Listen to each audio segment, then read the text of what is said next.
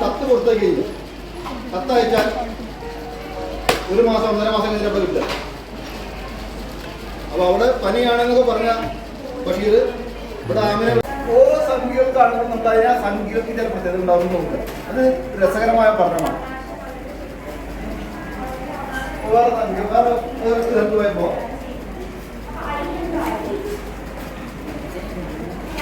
151 ആയി.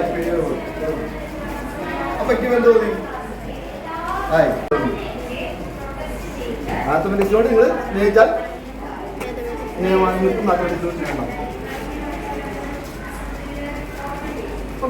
മാത്തമാറ്റിക്സ് പഠിക്കുക. പരക്കിലെ മതിക്കത്രേ പിന്നെ ഈ കണക്കറിയില്ല. അവരെ നല്ല കണക്കല്ലേ അയ്യോ നല്ല കണക്കറിയുന്ന ആളാ. കണക്കത്തിലേ പറഞ്ഞത് ഇതൊക്കെ അറിയാം. ഇതൊക്കെ നമുക്ക് വേണ്ടതാണ്. പിന്നെ അളവ് അറിയില്ല.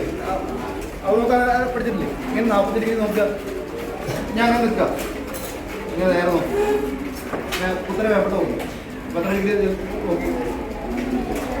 90 ഡിഗ്രി നോക്കി അല്ലേ? അതിൻ്റെ പകുതി ഉണ്ടാവും. നേരെ നോക്കി. ഇത്രയും 45 ഉള്ളൂ. ഇത്രയുള്ള സംഭവം ഈ ചങ്ങായി 40 അപ്പൊ 40 ഡിഗ്രി തുറന്നാൽ ഇങ്ങനെ വായ തുറന്നുണ്ടാവും. ആ ഉണ്ട 40 ഡിഗ്രിക്ക് എതിരെയുള്ള ഈ വശവും തുല്യവും 40 ഡിഗ്രിക്ക് എതിരെയുള്ള ഈ വശവും തുല്യമാണ്. ഉണ്ടോ തുല്യമാണ് അല്ലേ? ഇനി ഇത് മുറിച്ചാൽ ഉണ്ടാവുന്ന 1/6 എന്നാ പറയാൻ പറ്റും. നോക്കാം. ഇതിന് മുറിക്കട്ടെ? എല്ലാം ഒരേപോലെ മുറിക്കട്ടെ? വായിക്കട്ടെ?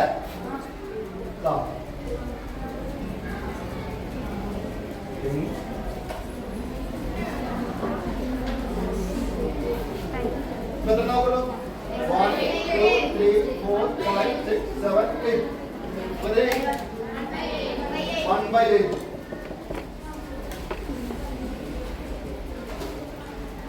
ഇതിനും ഒന്നും കൊടുത്താലോ? ആരെ മുന്നില് ചൈനയുടെ പകുതിയിലെ വിസ്തൃതി നമ്മുടെ ഭാരതത്തിലുള്ളൂ.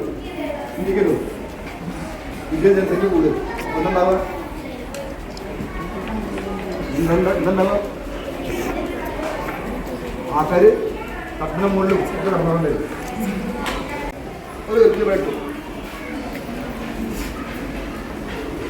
ഉണ്ടോ? എന്താ 1 ഒരു വര അല്ലേ? 2 നട്ടു എന്തായി? അപ്പോൾ അങ്ങനെ ഒരു ഇതുണ്ടായി. കണ്ടോ? കണ്ടോ? പിന്നെ ഇതുണ്ടാവും. ഇങ്ങനെ ഉണ്ടാവും. ഇങ്ങനെ ഒന്നുമില്ലേ? സമാന്തരമായിക്കോട്ടെ. ഒരു 3 ഉണ്ടായാലോ? അപ്പൊ എന്തായി? സമാന്തരയിലുള്ള ചേതനായി അല്ലേ? ഇത് വെച്ചിട്ട് നമുക്ക് നോക്കൂ. ഇതാ ഒന്നിങ്ങനെ വീണു, ഒന്നിങ്ങനെ വീണു. 1 2 ഇങ്ങനെ ആവാം. ഇങ്ങനെ ആവാം. അല്ല അതൊക്കെ പഠിച്ചിട്ടുണ്ടാവില്ലേ?